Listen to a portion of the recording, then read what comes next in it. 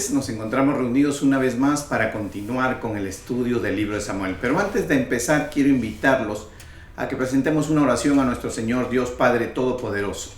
Inclinemos nuestros rostros. Señor, te damos gracias por esta noche. Te damos gracias, Señor, porque tú eres siempre quien pones el querer como el hacer, la guianza, la enseñanza. Tú eres quien derramas la sabiduría y el entendimiento sobre nosotros para que nosotros podamos comprender tu palabra, Señor. Por eso hoy te pedimos que asimismo a través de tu Espíritu Santo nos guíe, Señor, en este estudio para que nosotros podamos entender el verdadero mensaje. Te lo pedimos en el precioso y maravilloso nombre de nuestro Señor Jesucristo. Amén y amén. Hermanos, amigos, buenas noches. Una vez más nos encontramos reunidos para continuar con este estudio. El día de hoy vamos a iniciar el estudio y va a corresponder a los capítulos 21 y 22 de este primer libro de Samuel. Con respecto a la geografía bíblica, es necesario resaltar, ¿no? Como ustedes ya saben, lo que corresponde a esta ciudad de Gad, Moab, la ciudad de Moab, ¿no? El territorio de Moab y el territorio de Edom. Estos son los que vamos a hacer este acercamiento para darnos cuenta. Son la geografía que va a resaltar en esta parte de la historia que estamos empezando a estudiar, ¿no? Que corresponde a Saúl, David, ¿no? Y en todo este desarrollo que comienza David hasta llegar a ser rey. Por esa razón, nosotros vamos a ir conociendo. Es necesario que recordemos todas las cosas que hemos estudiado, inclusive es necesario que recordemos la genealogía de David, ¿no? Y sabemos que él está en su línea genealógica lo que corresponde a Ruth. ¿Recuerdan cuando estudiamos el Ruth, la Moabita? Ruth la Moabita es parte de la genealogía de David y esto es lo que tiene influencia para toma de decisiones más adelante. Nos vamos a dar cuenta también cómo Saúl, o nos hemos dado cuenta, cómo Saúl se vino deteriorando. Inicialmente empezó humillado, pero después se vino deteriorando totalmente en cuanto a su actitud. Hoy vamos a ver igualmente cómo Saúl, si continúa en ese deterioro y sigue cayendo más cada día, su actitud, su conducta no lo lleva al arrepentimiento en ningún momento, muy por el contrario, cada momento hasta llegar al punto no solamente de ir contra las cosas de Dios, sino hasta violar la ley y abandonar a Dios prácticamente por completo. Ahora vamos a observar, y quiero que presten atención y lo vamos a ir explicando, lo que es la conducta de David, porque hoy vamos a ver cómo David se va a ir comportando ante esta situación apremiante que viene porque Saúl lo está persiguiendo. Es necesario tener en mente, tener presente que David fue elegido porque tiene el corazón conforme a Dios. Así dijo Dios antes de elegirlo. Dijo, elegiré un hombre que tenga el corazón conforme a mí, a Dios. Entonces, eso está correspondiendo a que David es un hombre conforme al corazón de Dios y todo lo conocemos en la palabra. Pero hoy vamos a conocer realmente y vamos a ir viendo a través de la descripción de todos estos estudios, cuando completemos todo, vamos a ver cómo es David y cuál es eso destacado que Dios hace ver que tiene el corazón conforme a Dios. Y lo vamos a ir conociendo paso a paso conforme desarrollemos este estudio. Bueno, los invito a que vayamos al capítulo 21, al versículo 1. Vamos a empezar con la lectura de que corresponde a este estudio y nos vamos a ir dando cuenta y vamos a ir explicando. Vino David a Nob, al sacerdote Ahimelech, y se sorprendió a Ahimelech de su encuentro y le dijo: ¿cómo vienes tú solo y nadie contigo? Y respondió David al sacerdote Ahimelech: el rey me encomendó un asunto y me dijo: nadie sepa cosa alguno del asunto que te envió y lo que te he encomendado. Y yo le señalé a los criados un cierto lugar. Quiero que tomemos en cuenta dos cosas aquí. En el versículo 1 vamos a observar cómo el sumo sacerdote, porque esa es la posición de Ahimelech, el sumo sacerdote, se sorprende, ¿no? Porque ya hemos hablado de que David ha venido cogiendo un poco de de cariño por el pueblo, se ha hecho muy conocido, ¿no? Es muy conocido ya por su actividad, que Dios lo acompaña, camina con él. Entonces vamos a ir viendo cómo ya por decirlo así, su fama ya se ha hecho de conocimiento en todo el pueblo, ¿no? Por usar una palabra que abarque que su popularidad, ¿no? Que Dios ha puesto en la gente, reconocerlo a él como un líder, ya ha bordeado todas las fronteras. Sabemos que el sumo sacerdote, en este caso cuando David va hacia este sumo sacerdote, él se sorprende en verlo porque ya él es jefe de, como hemos dicho, es jefe de 1000, ya Saúl lo había puesto al mando de un grupo de hombres en el ejército. Consecuentemente, es raro ver que un oficial ande solo en tiempos conflictivos como vivían con los filisteos. Por eso él se sorprende. Pero también vemos ahí que en el versículo 2, David le dice una mentira. Del estudio de la clase pasada sabemos que David está huyendo de Saúl, porque Saúl intentó nuevamente matarlo. Entonces David está huyendo, sin embargo, él le dice al sacerdote, al sumo sacerdote, que él ha venido en pro de una misión que Saúl le ha dado. O sea, tenemos aquí a David pecando, diciendo una mentira. Observen ustedes cómo se va desarrollando este cuadro que comienza a correr y termina trágicamente, pero vamos a ir examinándolo poco a poco. Versículo 3. Ahora pues que tienes a mano, dame 5 panes o lo que tengas. Versículo 4. El sacerdote respondió a David y dijo: no tengo pan común a la mano, solamente tengo pan sagrado, pero lo daré si los criados se han guardado a lo menos de mujeres. ¿Qué es lo que significa guardarse de mujeres? Guardarse de mujeres, o sea, de guardarse de tener relaciones sexuales, no significa que esto constituya un pecado para los hombres, porque estamos hablando de una relación dentro de lo que vendrían a ser su esposa o sus esposas de aquel entonces, ¿no? Entonces, mientras estas relaciones sexuales sucedan dentro de lo que es el ordenamiento del matrimonio para ese entonces, no estaban ellos pecando, pero sí era necesario, y según la ley de Dios, la ley de Moisés, que cuando un hombre se quiere purificar para ir delante de las cosas de Dios, para tomar las cosas sagradas de Dios, para purificarse, y todos tenían que purificarse, incluyendo el sumo sacerdote, cuando hace la expiación anual, se purifica, y todo aquel sacerdote que de una u otra manera va a ingresar o va a tener un acto de presencia de Dios, tiene que purificarse antes de ello. Y la purificación incluye no tener contacto sexual con la mujer o con las mujeres que le corresponden como esposas o como concubinas de aquel entonces. Entonces aquí nos damos cuenta cómo es que el sacerdote les pregunta a David si no han estado con mujeres. ¿Por qué? Por la razón exclusiva de lo que vendría a ser la purificación. No tiene nada que ver con la santificación, ni tiene nada que ver con que él sea un fugitivo, sino para que poder acceder a las cosas de Dios, todos tenían que previamente purificarse. No podían venir y ir de frente y presentarse a las cosas de Dios. Continuamos. Versículo 5 dice: y David respondió al sacerdote y le dijo: en verdad, las mujeres han estado lejos de nosotros ayer y anteayer. Cuando yo salí, ya los vasos de los jóvenes eran santos. Aunque el viaje es profano, ¿cuánto más no serán santos hoy sus vasos? O sea, le está afirmando que realmente ellos tienen aún más de 2 días de no tener contacto con sus mujeres. Versículo 6. Así el sacerdote le dio el pan sagrado, porque allí no había otro pan sino los panes de la proposición, los cuales habían sido quitados de la presencia de Jehová para poner panes calientes el día que aquellos fueron quitados.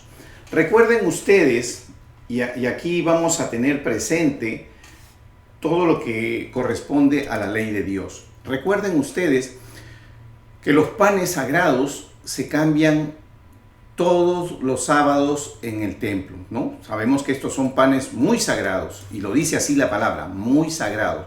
O sea, le da una connotación superlativa, no solo de sagrado, sino de muy sagrado. Nosotros a la hora de examinar esta parte de la historia, tenemos que ver realmente cómo es que el sacerdote está actuando. Primero, examinemos la posición del sacerdote. Es un sumo sacerdote que está manejando lo que son las cosas sagradas de Dios, esa es su posición. Y además, él tiene una ley, la ley de Moisés o la ley de Dios, que fue dada para saber cómo se administra, cómo se ministra estos panes. Por lo tanto, es necesario acordarse que esto es de cumplimiento obligatorio, mandatorio. No puede dejarse de cumplir con las cosas que Dios ha ordenado. Y también quiero hacer presente que Dios hace una diferencia entre lo que es pecar contra el hombre y pecar contra Dios. Voy a poner los versículos más adelante, pero les voy adelantando. En la historia, cuando examinamos la historia de Elí, del sacerdote Elí, sabemos que cuando él recibió a este profeta que trajo palabra de Dios y le dijo que él había permitido que sus hijos hagan lo que ellos querían con las cosas sagradas de Dios, y observen ustedes, con las cosas sagradas de Dios, ¿no? Y él no impuso una disciplina, no corrigió esto. Dios le dijo que sus hijos, como señal del castigo, iban a morir el mismo día los dos, ¿no? Y también le expuso el Señor a él y él le dijo que esto era algo que Dios no podía aceptar. Y sabemos que está escrito en la palabra que Elí dice: ¿quién podrá defenderte del pecado contra Dios? Porque dice, si pecas contra los hombres te juzgarán. Pero si pecas contra Dios, ¿quién podrá defenderte? ¿Quién podrá interceder por ti? Eso nos hace ver a nosotros como que la Biblia, la palabra de Dios, divide o califica los pecados, si queremos decirlo así académicamente, para razones de estudio, porque sabemos que pecado es pecado, pero por razones de estudio podemos decir que para ese entonces Dios consideraba los pecados contra Dios y los pecados contra el hombre. De esa manera lo examina el sacerdote Elí cuando lo expone a sus hijos, porque les hace ver de que están pecando contra Dios, porque ir con las cosas sagradas, ir contra las cosas sagradas de Dios es una cosa que realmente no tiene una connotación buena, porque no hay manera de interceder. Dice, no hay manera de poder lograr si es que Dios no va a sancionarte. Entonces, ahora vamos a seguir viendo, vamos a salirnos un poco de Samuel para analizar al sacerdote cómo está actuando. Los voy a invitar a que vayamos a Levíticos para tomar recuerdo de lo que es los panes de la proposición.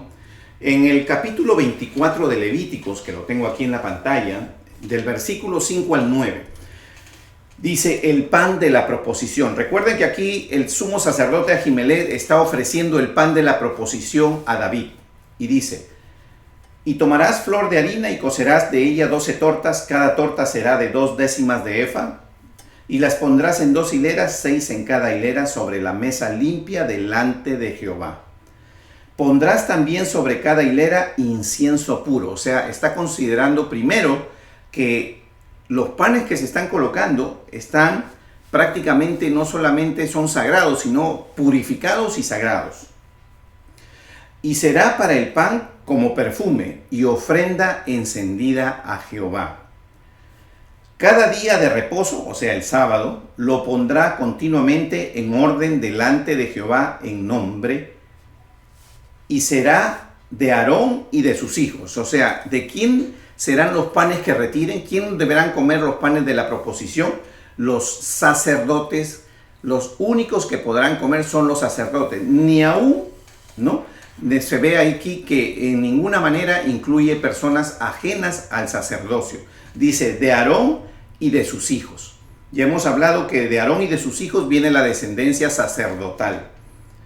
No estamos hablando de los hijos de Leví, de la tribu de Leví, no, estamos hablando de los sacerdotes. Ya hemos hecho la diferencia entre lo que es un sacerdote, por compararlo al día de hoy, entre lo que es un pastor y un líder. Estamos hablando aquí de los sacerdotes, nada más. Los cuales lo comerán en un lugar santo. O sea, no solo es quién lo debe comer, sino dónde lo debe comer. Y lo deben comer en un lugar santo, o sea, no se puede comer en cualquier lugar. Recuerden que aquí David está viniendo a llevarse los panes para que comerlo con su gente, lo que quiere decir que van a ser comidos no en el templo, no en un lugar santo, van a ser llevados donde están ellos. Ellos no están ahí. Por eso es que el sacerdote le dice, ¿has venido solo? ¿Por qué le dice has venido solo?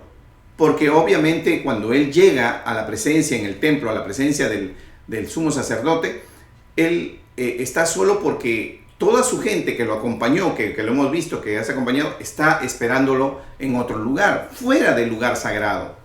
Y aún así, el sumo sacerdote le va a entregar el pan, lo que significa que este pan sagrado va a ser sacado de la presencia de Dios, va a ser llevado a un lugar que no es sagrado para ser o sirva de alimento para todos aquellos. Observen ustedes cómo todas estas circunstancias son violaciones a la ley de Dios, y no las está haciendo David, porque David está proponiéndole que quiere un poco de alimento al sumo sacerdote. Es el sumo sacerdote el que está adoptando esta mala decisión. Dice, porque es cosa, y no solamente dice, lo comerán en un lugar santo, y de ahí agrega, porque es cosa muy santa para él. Observen, no dice es cosa santa para él, es cosa muy santa. Le aplica un adjetivo calificativo que lo eleva en cuanto a la consideración dentro de un orden. Si tenemos que establecer un orden jerárquico sobre las cosas sagradas de Dios, los panes están en un orden jerárquico más elevado, porque es cosa muy sagrada. ¿Se dan cuenta? O sea, estamos hablando realmente de cosas, de una violación muy abierta a la ley. El sacerdote Ahimelech, por ayudar a David, por ser condescendiente con David, violó todos los preceptos de la ley. Y fue cosas que hizo en contra de las cosas de Dios, porque al incurrir en todo esto, está incurriendo en una desobediencia. Continuamos leyendo. Dice, porque es cosa muy santa para él de las ofrendas encendidas a Jehová por derecho perpetuo. Observen ustedes cómo aquí el Señor está diciendo de que esto es parte de sus ofrendas, y son parte de sus ofrendas muy sagradas. Por eso es necesario que nosotros conozcamos la ley para no equivocarnos. Si bien es cierto, hoy en las iglesias no tenemos la constitución de todo este programa, todas estas cosas sagradas que Dios hizo instalar en aquel entonces el tabernáculo, porque todavía no se ha construido el templo, también es necesario saber que la idea de Dios es que todo lo que ha sido consagrado a Dios, todo lo que es usado para las cosas de Dios, no debe ser desviado en su uso, no debe ser tomado para un uso ajeno a lo que fue consagrado para las cosas de Dios. Hoy no nos guiamos por la ley con respecto a las cosas que corresponde a Dios para nosotros los cristianos, porque no ponemos pan delante de Dios, no hacemos esto porque esto es exclusivamente para el pueblo israelita en aquel entonces. Aún hoy el pueblo judío no realiza todas cumple con todas estas leyes porque no se ha construido todavía. Lo que se va a construir muy pronto es el tercer templo. Por eso es necesario conocer la ley, porque nos va a ayudar a darnos un criterio para no desviarnos y no incurrir en cosas que vayan en contra de las cosas de Dios cuando hemos consagrado ciertas cosas. Ahora vayámonos al libro de Samuel, al capítulo 2, y vamos a leer del 22 al 25. ¿Recuerdan lo que les dije con respecto a Elí? Y quiero recordarlo porque esto nos va a ayudar a formar el criterio de Dios de lo que está pasando. Dice, versículo 22, pero Elí era muy viejo y oía de todo lo que sus hijos hacían con todo Israel, y cómo dormían con las mujeres que velaban a la puerta del tabernáculo de reunión. Primer agravante, no estaban frente a la presencia de Dios, ministrando las cosas de Dios, y no eran hombres purificados. Y les dijo, ¿por qué hacéis cosas semejantes? Porque yo oigo de todo este pueblo vuestros malos procederes. No, hijos míos, porque no es buena fama lo que yo oigo, pues hacéis pecar al pueblo de Jehová. Y acá en el versículo 25 es lo que les mencionaba, dice, si pecare el hombre contra el hombre, los jueces le juzgarán.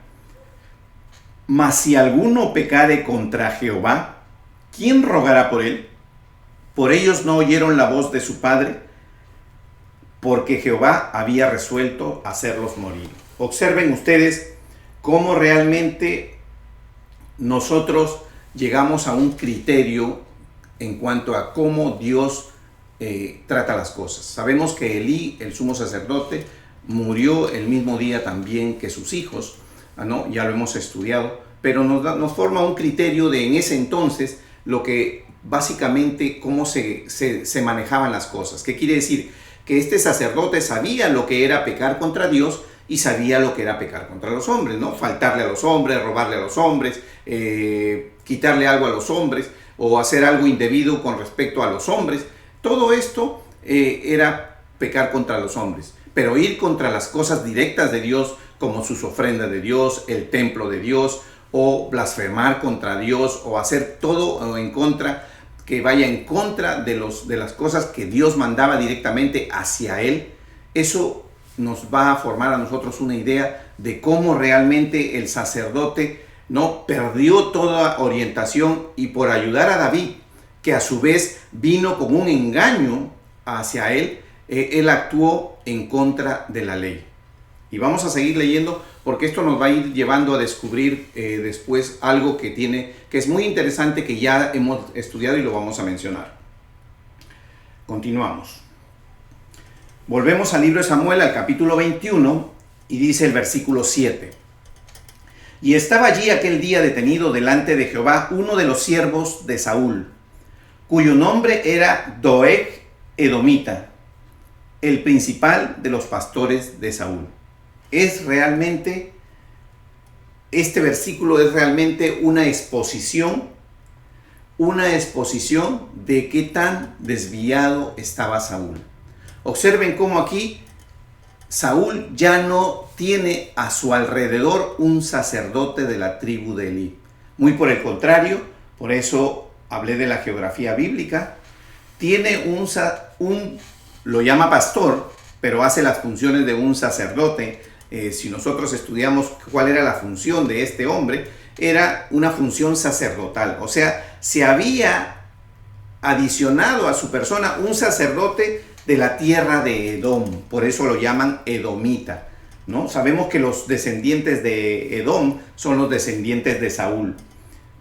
Entonces, imagínense ustedes cómo Saúl ya está totalmente perdido. No solamente perdió y fue desechado por Dios, sino que no se arrepintió. Muy por el contrario, el orgullo fue por delante, y ahora lo vemos que abandona lo que vendría a ser el sacerdocio, de tomar en cuenta el sacerdocio de Dios, y se reúne y se rodea de un sacerdote ajeno a lo que vendría a ser el pueblo de Israel, un sacerdote o un pastor edomita, que es funcionalmente un sacerdote. Continuamos para seguir viendo. Versículo 8. Y David dijo a Ahimelech, recuerdan que estaba conversando David con este sumo sacerdote: ¿no tienes aquí a mano lanza o espada?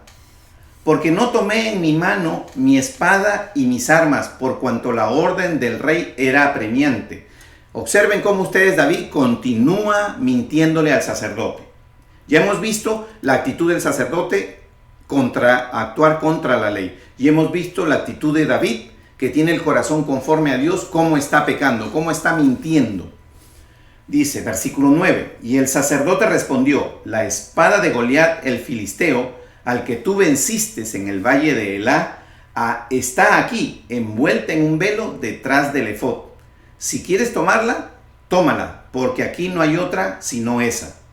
Y dijo David: ninguna como ella, dámela. Observen cómo David, en este momento, el hombre que combatió a Goliat, el hombre que bajó con la armadura de fe, el hombre de la fe en Dios, el hombre que fue y lo enfrentó en el nombre de Dios a este gigante y lo derrotó, porque fue Dios quien lo derrotó. Pero con la fe de David, usó a David, y David mostró que con fe él puede derrotar cualquier cosa. Sin embargo, hoy vemos un David pecador, vemos un David mentiroso, vemos un David que cuando le ofrecen la espada dice ninguna como ella. ¿Qué quiere decir? De que está confiando en que esa es una buena espada porque es una espada grande, es una espada que podrá permitirle pelear con el enemigo y defenderse a tiempo, porque recuerden que él fue de un gigante, de un hombre que medía casi 3 metros, entonces la espada tenía que ser más grande de lo normalmente que un hombre usa. Por eso es que él dice ninguna como ella. David empezó a abandonar la fe en Dios y empezó a actuar, ¿no? Basado en sus propias fuerzas. Eso es lo que nos muestra. Está buscando una espada para actuar en sus propias fuerzas. Se está cubriendo está huyendo de Saúl para cubrirse por sus propias fuerzas. Y observen cómo cuando uno abandona las cosas de Dios, comienza a tomar decisiones equivocadas. Y lo vamos a seguir viendo y nos vamos a ir dando cuenta. Continuamos. Dice, ¿no? Como vemos aquí, versículo 10 dice: y levantándose David aquel día, huyó de la presencia de Saúl y se fue a Aquís, rey de Gad. Observen a dónde se fue. Aquís, rey de Gad. ¿Recuerdan la geografía bíblica? Estábamos hablando de Gad. ¿Quién es de Gad? Imagínense que él mató a Goliat. ¿Y Goliat de dónde era? Era de Gad. Observen la decisión más equivocada que puede haber. Se dirigió a la tierra de su enemigo, porque como lo estaba persiguiendo Saúl, él decidió ir a la tierra del enemigo. Una decisión totalmente equivocada, y la vamos a ir viendo. ¿Por qué es equivocada? Porque obviamente todos sabían que David había matado a Goliat. Eso fue algo sin precedentes. Fue en presencia, ya lo hemos estudiado, de un lado el ejército de Israel, de otro lado el ejército filisteo. O sea, no fue en privado, fue en un acto público donde intervinieron los ejércitos. Sin embargo, David, quien no está actuando sabiamente porque está actuando en sus fuerzas, está creyendo en lo que él puede hacer como hombre, entonces toma una decisión equivocada. Y nos damos cuenta aquí que decide irse a la ciudad de donde su enemigo, donde más lo deben de detestar, donde más lo van a querer matar. Se va y se mueve a la ciudad de Gad, a la ciudad de Goliat. Continuamos. Y los siervos de Aquís le dijeron: ¿no es este David el rey de la tierra? Obviamente lo reconocieron. ¿No es este de quien cantaban en las danzas diciendo: hirió Saúl a sus 1000 y David a sus 10,000? Porque este cántico que le hicieron, que fue el que detonó la envidia total y que le dio a Saúl la visión de que era David el que lo iba a relevar en el reino y motivó la persecución, la que estaba viviendo, fue también popular y conocido a los alrededores. Entonces imagínense cómo David, siendo conocido en todo esto, aún va a esta ciudad. Y dice: y David puso en su corazón estas palabras y tuvo gran temor de Aquís, rey de Gad.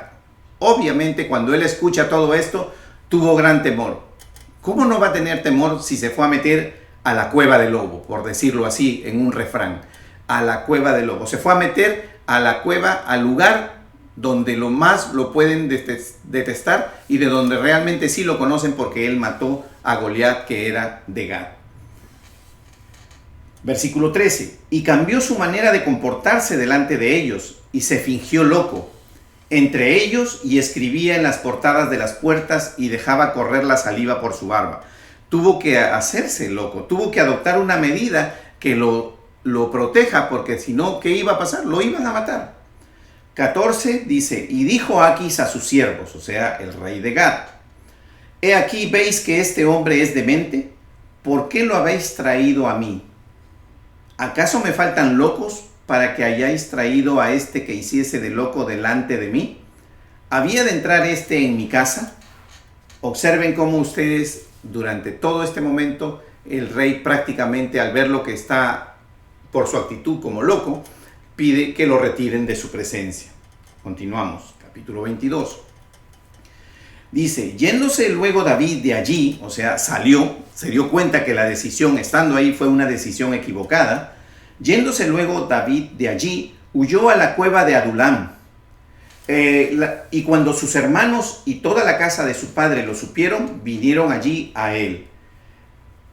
Adulán es un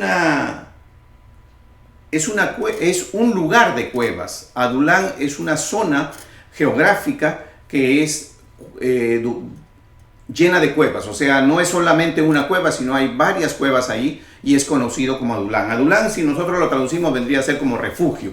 Y eso es lo que constituye para David un refugio. Por eso vamos a encontrar, cuando lleguemos a los salmos, lo vamos a ver ahí, que inclusive David escribe algunos salmos allí en esta cueva, ¿no? Porque cuando él huye, ya no huye acompañado, huye solo. Entonces él va a estar solo y va a meditar en las cosas de Dios y va a regresar, va a arrepentirse de todas las cosas que hizo y va a regresar a lo que es la presencia de Dios. Y es ahí donde hay que destacar, ¿no?, que lo que Dios está diciendo, conforme al corazón de Dios. Si bien es cierto, en algún momento el temor, ¿no?, las circunstancias lo llevaron a alejarse de la fe que tenía en Dios, también es cierto que después de haber tomado algunas malas decisiones, haber pecado, porque haber mentido al sacerdote, sin importar si el sacerdote hizo bien o mal, haberle mentido al sacerdote ya era para él, constituía un pecado. Él, cuando se retira a esta zona de refugio, conocida como Adulán, la zona de cuevas, él ahí medita y vuelve a la presencia de Dios y escribe algunos salmos, que por ahora no vamos a, para no desviarnos del tema, no lo vamos a tocar, pero cuando lleguemos a salmos recordaremos estos momentos y de dónde vino y de dónde estaba. Sí, por eso es necesario siempre conocer todo el contexto para guiarnos conforme a la palabra. Continuamos. Dice, versículo 1, ya lo hemos leído, versículo 2 dice, y se juntaron con él todos los afligidos, y todo el que estaba endeudado, y todos los que se hallaban en amargura de espíritu, y fue hecho jefe de ellos, y tuvo consigo como 400 hombres. Observen ustedes cómo David, que además es podríamos decir que es como la analogía de nuestro Señor Jesucristo. Para explicar a David vendría a ser como podemos aplicarlo así como lo hemos venido explicando a través de lo que hemos visto Jueces, lo que significa los hombres que han servido como analogía de nuestro Señor Jesucristo. David también es, analógicamente, si lo podemos analizar, lo podemos comparar con nuestro Señor Jesucristo. Y aquí nos damos cuenta cuando vemos que dice que se juntaron con él todos los afligidos, los deudados, los de amargura de espíritus, y fue hecho jefe de ellos. ¿Qué significa? Sabemos que nuestro Señor Jesucristo dijo, venid a mí todos los afligidos, todos los quebrantados, todos los derribados, todos los que tienen algún problema, todos los caídos, venid a mí. Y eso fue lo que se juntó. David unió hombres que estaban golpeados, afligidos, endeudados. Y eso es lo que es nuestro Señor Jesucristo cuando nos llama hacia Él y dice que todos esos hombres que vienen a Él recibirán descanso. ¿Y qué es lo que recibieron estos hombres? Vamos a ir a verlo más adelante, porque más adelante nos vamos a dar cuenta cómo estos hombres que vinieron en estas condiciones, por eso se hace mención de la condición de afligido, endeudado y amargura de espíritu, cómo posteriormente se convierten en hombres valientes, en hombres que realmente no solamente le muestran la fidelidad a David, sino que se convierten en hombres sabios, valientes. Continuamos. Y tuvo consigo 400 hombres, y se fue David de allí a Mizpa de Moab, y dijo al rey de Moab, observen, se dirigió a Moab, yo te ruego que mi padre y mi madre estén con vosotros, hasta que sepa lo que Dios hará de mí. ¿Recuerdan ustedes que hablamos de la tierra de Moab? Sabemos que lo que corresponde a la tierra de Moab viene de ahí su descendencia. Ruth viene de Moab. Es por eso es que él, de una u otra manera, él se siente identificado con ese lugar. Por eso es que él no se mueve alrededor de otro territorio, porque otro territorio Saúl lo podría alcanzar. Y él piensa en el territorio de uno de sus ancestros, Moab, ¿no? Que además también sabemos que es tierra que fue repartida a Lot, tierra de Lot. Tierra de Moab, estamos hablando de tierra de Lot. Entonces, es así como David lleva a su familia por temor a que Saúl vaya a tomar represalias y mate a sus padres, los lleva y los deposita en las tierras de Moab. los deja allí para que estén durante el tiempo que Dios, porque miren ustedes cómo él dice, hasta que Dios decida. O sea, ya David volvió nuevamente, ya salió de esta cueva de Adulán, ya él tuvo nuevamente su encuentro con Dios y nuevamente él pone su camino delante de Dios y dice hasta que Dios le dé una nueva guianza. Y es así como nos damos cuenta que él vuelve nuevamente a hacer todo lo que él está haciendo. Dice, y se fue David, ¿no? Ya, como dice el versículo 3, y se fue David de allí a Mizpa de Moab y dijo al rey de Moab, yo te ruego que mi padre y mi madre estén con vosotros hasta que sepan lo que Dios hará de mí. Ya entrega, ya su fe, su confianza en Dios nuevamente vuelve. Ya no dice, no hay ninguna espada como esta. O sea, ya no confía en sus fuerzas, sino confía en Dios. Su fe vuelve a él. Después de él haberse arrepentido, que es el corazón conforme a Dios, después de haberse arrepentido en las cuevas de Adulán. Los trajo pues a la presencia del rey de Moab y habitaron con él todo el tiempo que David estuvo en el lugar fuerte. El lugar fuerte, eso es algo que se encuentra realmente en un lugar donde él trata de esconderse, ¿no? Donde es como un lugar donde no puedan acceder a él. Pero dice versículo 5, pero el profeta Gad dijo a David, no te estés en este lugar fuerte, anda y vete a tierra de Judá. Y David se fue y vino al bosque de Jared. Observen cómo David comienza a escuchar la palabra de Dios. Viene el profeta y le dice, sal del lugar seguro donde te encuentras. Porque eso le está diciendo, sal del lugar seguro donde te encuentras y vete a la tierra de Judá, que es el lugar donde te está buscando Saúl para matarte. Y sin embargo, ¿qué dice David? David se fue y vino al bosque de Jared, que se encuentra en lo que es el área de Judá. Continuamos. Dice, versículo 6, oyó Saúl que se sabía de David y de los que estaban con él. Y Saúl estaba sentado en Gaba debajo de un tamarisco sobre un alto, y tenía su lanza en su mano, y todos sus siervos estaban alrededor de él. Y dijo Saúl a sus siervos, que estaban alrededor de él, oíd ahora, hijos de Benjamín, ¿os dará también a todos vosotros el hijo de Isaí tierras y viñas? ¿Y os hará a todos vosotros jefe de millares y jefe de centenas? Está refiriéndose a David. Para que todos vosotros hayáis conspirado contra mí, y no haya quien me descubra al oído cómo mi hijo ha hecho alianza con el hijo de Isaí, ni alguno de vosotros que se duela de mí y me descubra cómo mi hijo ha levantado a mi siervo contra mí para que me aceche tal como lo hace hoy. En realidad David nunca trató de quitarle el reino. ¿No? Nosotros hemos visto a través de la historia que en ningún momento David trató de decirle, Dios me ha ungido, el reino es mío. Esto es algo solo de que nació en el corazón de Saúl, producto de los celos, producto de que Dios lo había desechado y él conocía esto. Y no solo Dios lo había desechado, sino que él inclusive tomó, como dice el versículo anterior que hemos leído, tomó a este edomita para que le funja como un sacerdote personal dentro de lo que vendría a ser la corte real para él. Y abandonó el sacerdocio de la tribu de Leví. Versículo 9. Entonces Doeg edomita, que era el principal de los siervos de Saúl, respondió y dijo, yo vi al hijo de Isaí que vino a Nob, a Ahimelech, hijo de Ahitob, el cual consultó por él a Jehová y le dio provisiones, y también le dio la espada de Goliat el filisteo. Y el rey envió por el sacerdote Ahimelech, hijo de Ahitob, y por toda la casa de su padre, los sacerdotes que estaban en Nob, y todos vinieron al rey. Y Saúl le dijo, oye ahora, hijo de Ahitob, y él dijo, heme aquí, señor mío.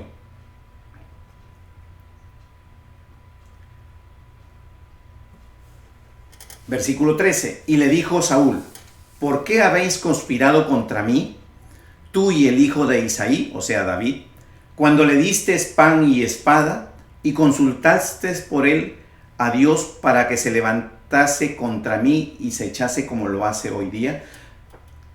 Vemos y sabemos que de lo que hemos leído, el sacerdote no expone una consulta hacia Dios, pero él cree que ha consultado. Él dice, ¿y consultaste por él a Dios?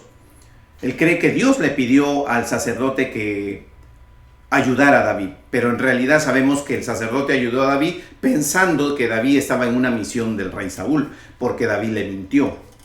Entonces Ahimelech respondió al rey y dijo: ¿Y quién entre todos tus siervos es tan fiel como David, yerno también del rey, que sirve a tus órdenes y es ilustre en tu casa?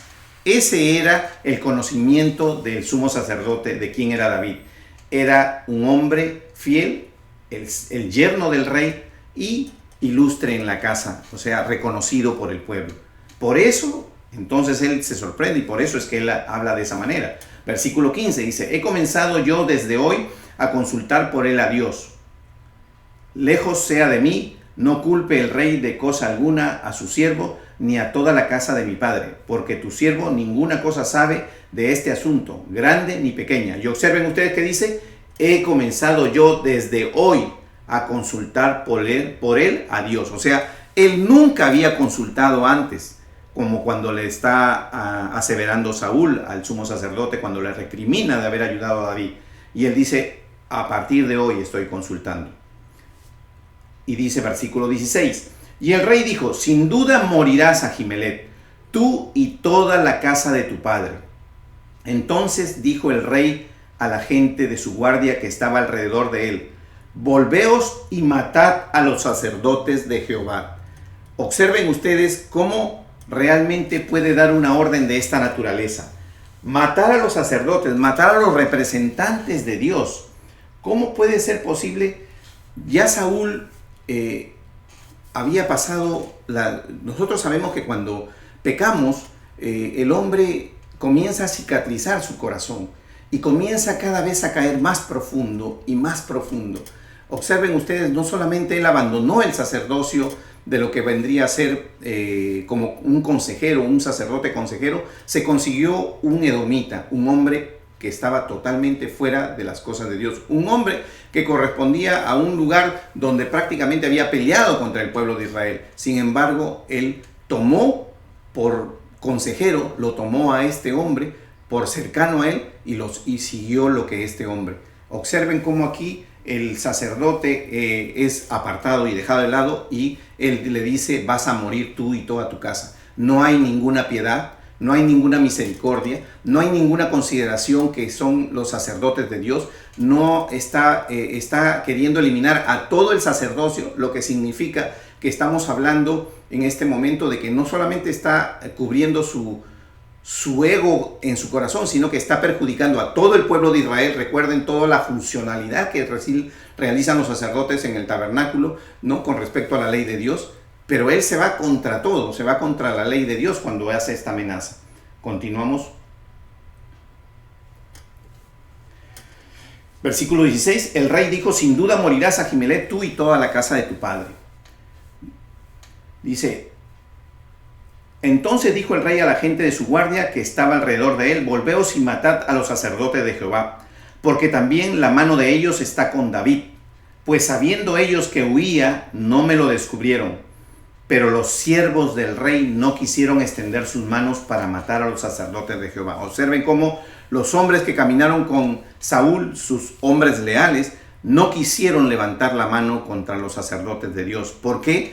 Porque era como negar que Dios tenga su representante en la tierra. Por eso es que estos hombres no hicieron nada, porque tenían temor de Dios, no tenían consideración. Ellos sí respetaban a Dios. Ellos sí respetaban las cosas de Dios y ellos respetaban al hombre que Dios había elegido. ¿Para qué? Para conducir las cosas de Dios.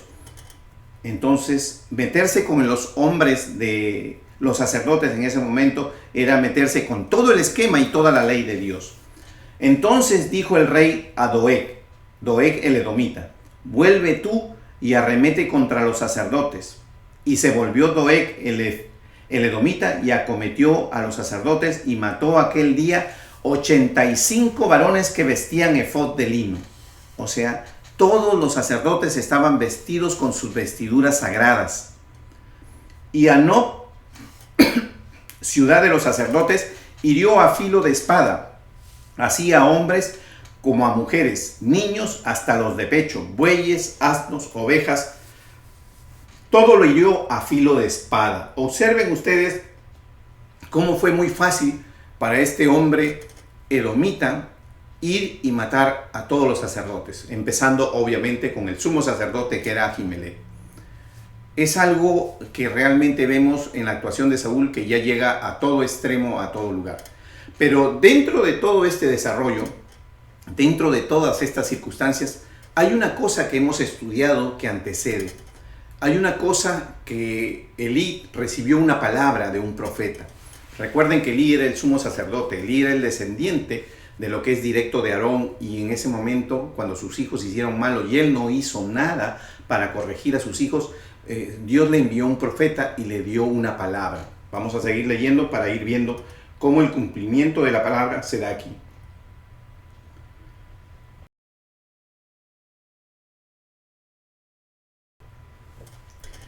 Versículo 20. Pero uno de los hijos de Ahimelech, hijo de Ahitob, que se llamaba Abiatar, escapó y huyó tras David. O sea, uno de toda la casa del sacerdote Ahimelech huyó y se llamó Abiatar. Y Abiatar dio aviso a David de cómo Saúl había dado muerte a los sacerdotes de Jehová. Y dijo David a Abiatar: yo sabía que estando allí aquel día, Doeg el edomita, él lo había de hacer saber a Saúl. Yo he ocasionado la muerte de todas las personas de la casa de tu padre. Quédate conmigo, no temas, quien buscare mi vida, buscará también la tuya, pues conmigo estarás a salvo.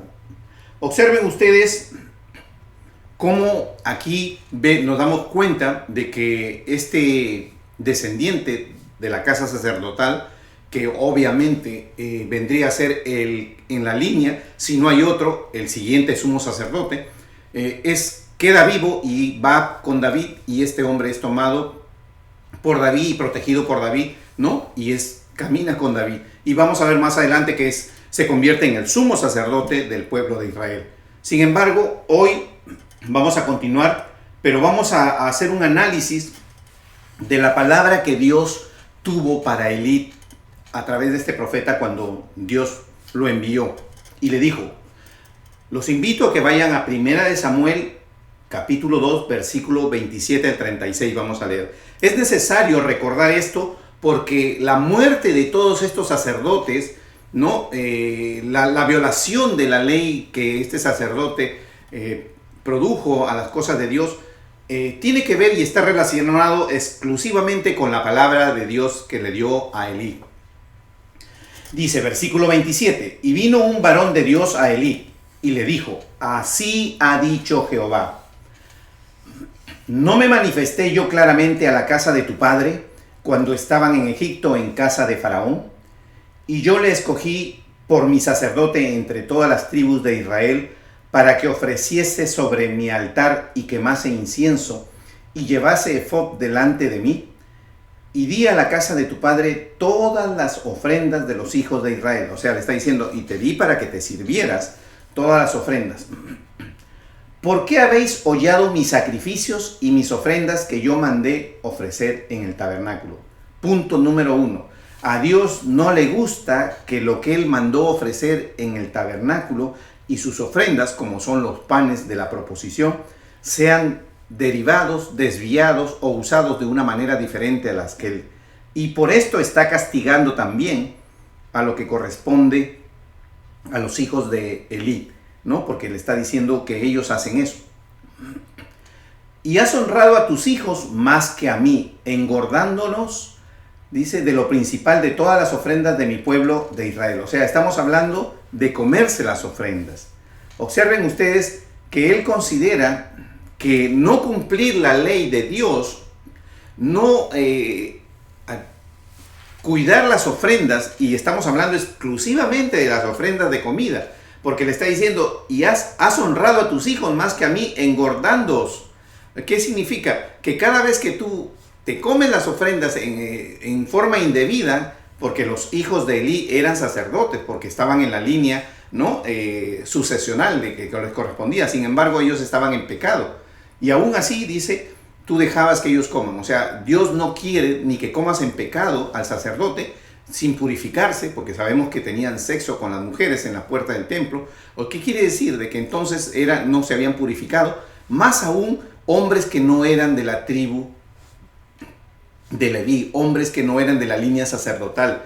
Y encima no lo comían o no lo comieron en lugar santo. Imagínense todas las cosas que Dios le gusta que se haga. Por tanto, Jehová, Dios de Israel, dice: yo había dicho que tu casa y la casa de tu padre andarían delante de mí perpetuamente. Mas ahora ha dicho Jehová: nunca yo tal haga. O sea, retira la casa de Elí de la presencia de Dios, del sacerdocio, del sumo sacerdocio.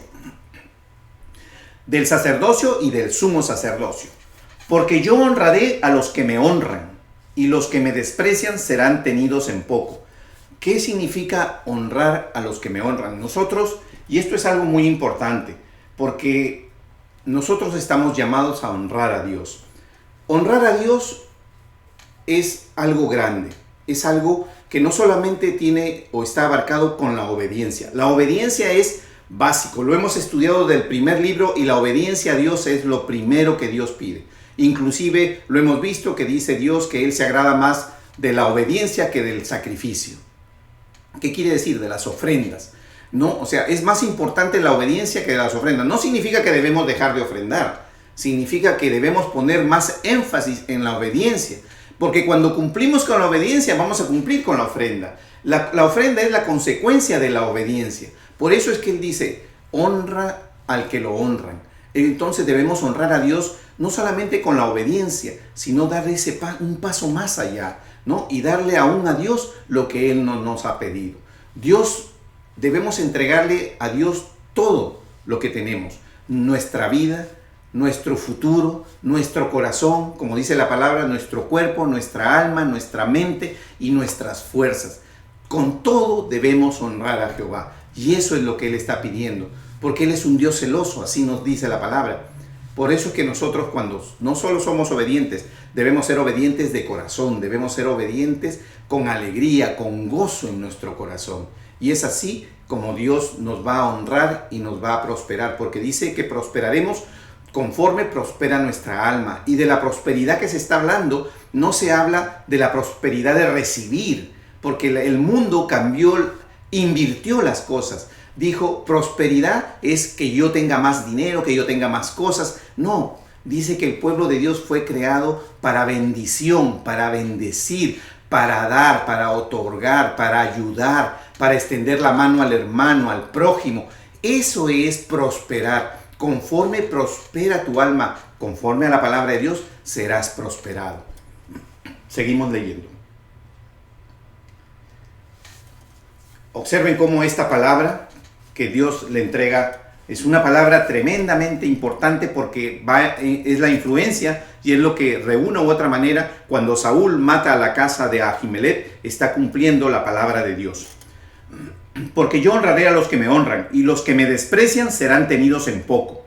He aquí vienen días en que cortaré tu brazo y el brazo de la casa de tu padre, de modo que no haya anciano en tu casa. El varón de los tuyos que yo no corté de mi altar será para consumir tus ojos y llenar tu alma de dolor. Y todos los nacidos en tu casa morirán en edad viril.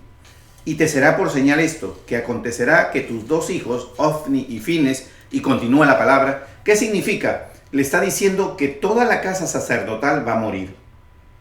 Y nos damos cuenta, y hemos estudiado cómo en este evento en el cual David llega, miente al sacerdote, el sacerdote cree que está haciendo bien, rompe la ley de Dios, ¿no? Igual como rompieron los hijos y viene Saúl y mata a todos los sacerdotes, escapando uno, obviamente, que es al final. Vamos a ver cuando tomemos la historia de Abiatar, en el tiempo final de Abiatar, nos vamos a dar cuenta cómo Abiatar también es desechado, y en ese momento el sacerdocio de la línea que correspondía, que fue inicialmente dada, es cambiada.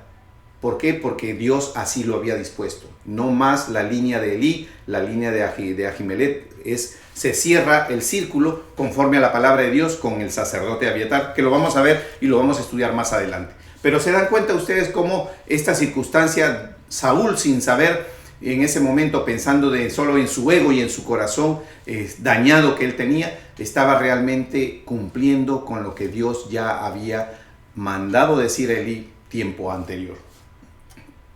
Continuamos, ¿no? Y otra cosa más que quiero resaltar es aquí la comparación de lo que vendría a ser David con nuestro Señor Jesucristo. David y nuestro Señor Jesucristo es una analogía. Si nosotros nos ponemos a pensar, ¿quién perseguía a David? Lo perseguía Saúl, que era de la tribu de Benjamín. Un hombre de la tribu de Benjamín llamado Saúl perseguía a David para matarlo. Si nos trasladamos a lo que corresponde a los tiempos de nuestro Señor Jesucristo, y nos vamos, y quiero que, yo lo puse aquí, y les muestro aquí en inglés, les voy a mostrar más adelante, y lo puse en inglés en lo que es la versión King James, para aquellos que tienen acceso a la versión de inglés, para realmente ver cómo en esta versión, por eso es importante no quedarse en una versión, porque a veces nos perdemos esa maravilla, esa revelación que da la palabra. Nos vamos a dar cuenta, cuando hablamos en Samuel, que estamos hablando del rey Saúl, nos vamos a dar cuenta cómo en Hechos, en el capítulo 9, que hablamos del apóstol Pablo, quien antes de su conversión lo conocemos en la Reina Valera como Saulo de Tarso.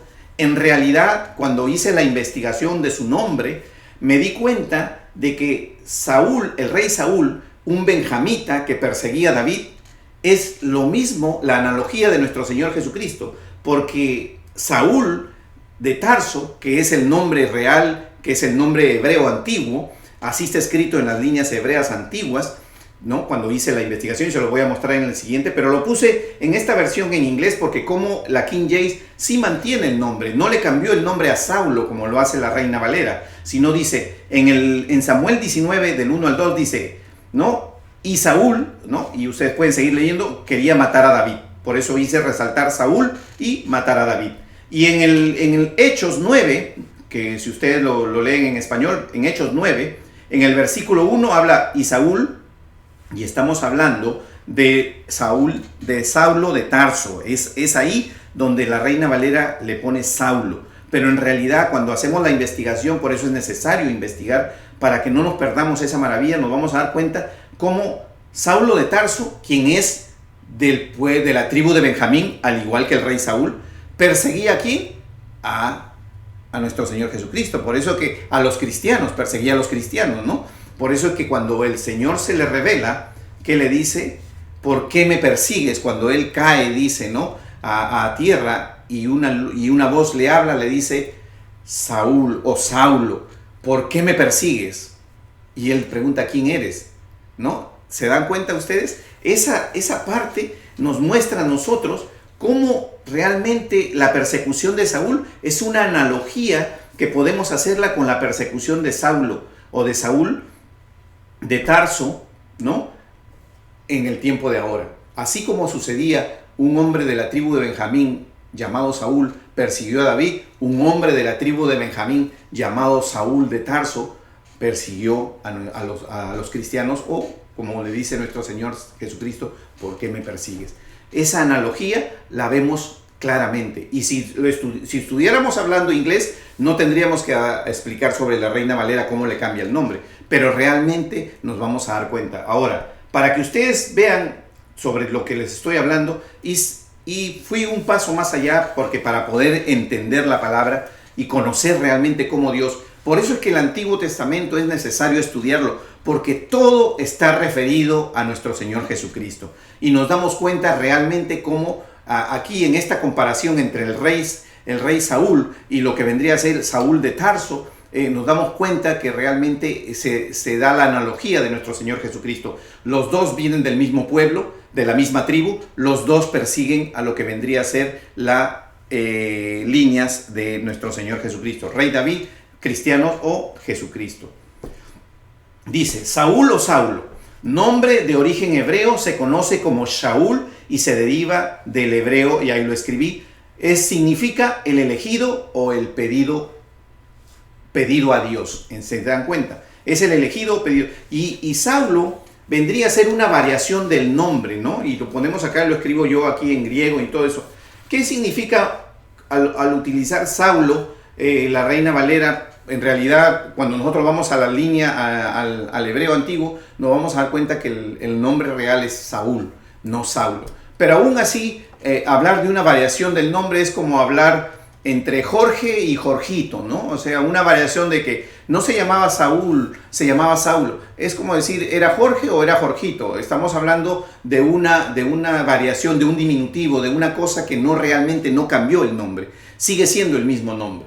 Por eso es que es aplicable la analogía y por eso que en el idioma en inglés no existe una traducción para Saulo.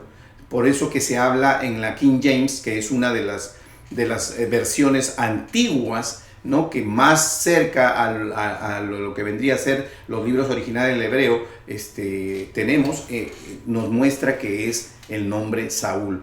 Y es así como yo quiero llegar a exponerles a ustedes y a enseñarles que realmente en esta historia que el rey Saúl, para concluir diríamos, el rey Saúl cumplió con la palabra de Dios que se fue dada a Elí. Él sin saber fue usado por Dios para que se cumpla la destrucción de la casa de Elí y que más adelante vamos a ver cómo se completa eso cuando Abiatar también es desechado. Asimismo, nos vamos a dar cuenta que la misma historia de persecución, la misma historia de un benjamita, ¿no? De nombre Saúl, persiguiendo a la casa de David, o en este caso los cristianos, persiguiendo a David o a nuestro Señor Jesucristo. Cuando vemos la conversión y antes de convertirse en el apóstol Pablo, le dice nuestro Señor Jesucristo, ¿por qué me persigues? Hermanos, con esta analogía termino la clase del día de hoy, una clase y una historia muy interesante que aún continúa en ese nivel, y le doy gracias por su atención y los espero el próximo martes a las 8:30 de la noche para seguir conociendo las maravillas de esta palabra. Gracias y buenas noches.